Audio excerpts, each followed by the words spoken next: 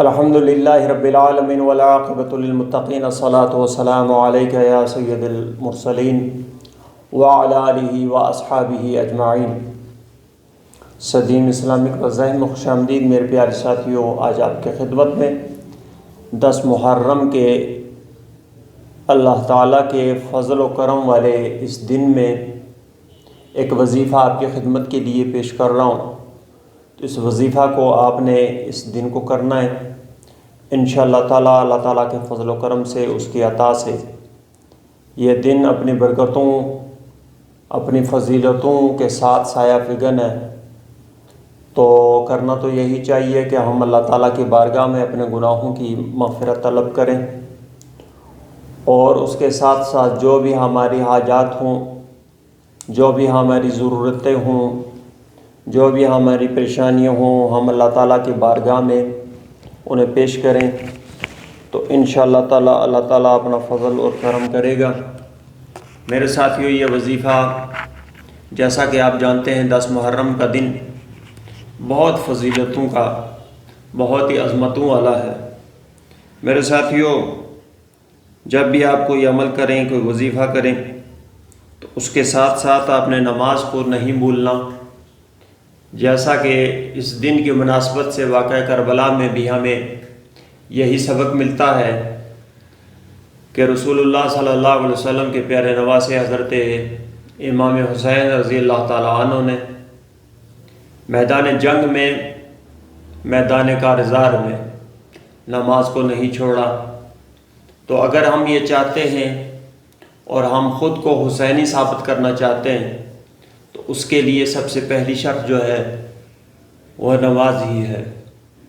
میرے پیارے ساتھیوں، نماز اگر ہم پڑھیں گے تو ہمارے ہر کام میں خیر ہوگی، ہمارے ہر کام میں برکت ہوگی، ہمارے ہر ایک عمل میں، ہمارے ہر ایک جد و جہد میں اللہ تعالیٰ کا ساتھ ہوگا۔ کیونکہ نماز جو ہے یہ انسان کو اللہ تعالیٰ کا مطیع فرما بردار کرتی ہے۔ نماز بے حیائی اور برے کاموں سے بچاتی ہے۔ تو یقیناً ایسے اعمال اللہ تعالیٰ کی ذات کو بہت پسند ہیں۔ اللہ تعالیٰ کی ذات اپنے ایسے کسی بندے کی پکار کو، ایسے کسی بندے کی پکار کے مناسب بہت جلدی سنتا ہے، جو کہ بدکار ہو، جو کہ برا ہو، اس کے مقابلے میں ایک نیک انسان کی جو کہ اللہ تعالیٰ کا اطاعت گزار ہو، اس کی پکار کو جلدی سنتا ہے۔ تو میرے ساتھیوں، چاہیے تو یہی کہ ہم نماز ضرور پڑھیں اور نماز سے بالکل روگردانی نہ کریں، کیونکہ یہ چیز انسان کو کفر سے اسلام میں لانے والی ہے، اور اس کو چھوڑنے والا وہ کفر کرتا ہے رسول اللہ صلی اللہ علیہ وسلم کی حدیث کے مطابق۔ کیونکہ بے نمازی جو ہوتا ہے اس کا اسلام کے ساتھ تعلق نہیں ہے۔ تو چاہیے یہی کہ ہم نماز ضرور پڑھیں، اور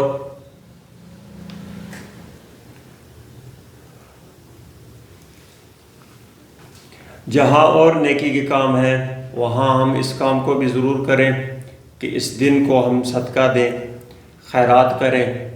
اس دن میں ہم زیادہ سے زیادہ اللہ تعالیٰ کی راہ میں دیں۔ صدقہ و خیرات بلاؤں کو ٹالتا ہے، صدقہ و خیرات ہر قسم کے مصائب سے بچاتا ہے۔ اور میرے ساتھیوں، ایک حدیث میں رسول اللہ صلی اللہ علیہ وسلم نے ارشاد فرمایا کہ ایک مصیبت آسمان سے اترتی ہے، اور وہ جس شخص کی جانب وہ مصیبت اترتی ہے تو وہ کچھ صدقہ کرتا ہے، کچھ خیرات کرتا ہے، اللہ تعالیٰ کی بارگاہ میں دیتا ہے۔ تو یہ چیز جب اوپر اٹھتی ہے تو وہ آپس میں جھگڑتی ہیں، حتیٰ کہ یہ صدقہ جو ہوتا ہے وہ اس بلا کو ٹال دیتا ہے، اسے واپس بھیج دیتا ہے۔ تو میرے ساتھیوں، صدقہ بہت ہی پیاری چیز ہے، اور اسی سے انسان اللہ تعالیٰ کی بارگاہ میں سرخرو ہو سکتا ہے، کیونکہ قربانی ایک ایسا فعل ہے، قربانی ایک ایسا عمل ہے جو اللہ تعالیٰ کی ذات کو بہت پسند ہے۔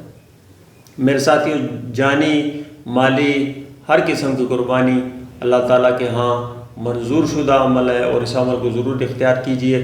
تو میرے ساتھیوں، آج چلتے ہیں اپنے وظیفے کی جانب۔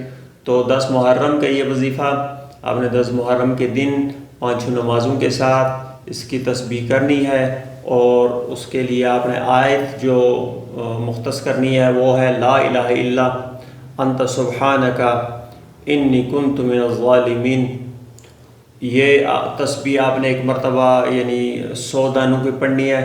اس کے علاوہ آپ نے ایک آیت ولا حول ولا قوت الا باللہ العلی العظیم، اس آیت کو بھی آپ نے 100 مرتبہ۔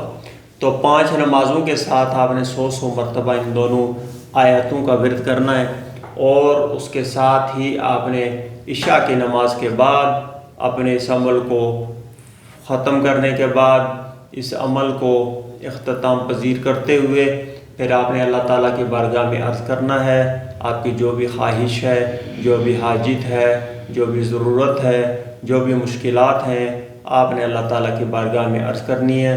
میرے ساتھی اس عمل کو اختیار کیجئے، انشاءاللہ اس 10 محرم کے دن کے صدقے سے اللہ تعالیٰ سارا سال رزق عطا فرمائیں گے، سارا سال پریشانی سے نجات دیں گے، کیونکہ یہ محرم کا مہینہ ابتدائی مہینہ ہے اسلام کی تاریخ کا، اسلام کے کیلنڈر کا، تو اس لیے ہمیں زیادہ سے زیادہ کوشش کرنی چاہیے، اس عمل کو اختیار کرنا چاہیے تاکہ ہمیں دنیاوی اور اخروی فائدے حاصل ہو سکیں۔ سبحان اللہ والحمد للہ ولا الہ الا اللہ واللہ اکبر ولا حول ولا قوت الا باللہ العلی العظیم۔ سبحان اللہ والحمد للہ ولا الہ الا اللہ واللہ اکبر ولا حول ولا قوت الا باللہ العلی العظیم۔ وصلی اللہ تعالی علی حبیبہ محمد وعلی آلہ واصحابہ اجمعین۔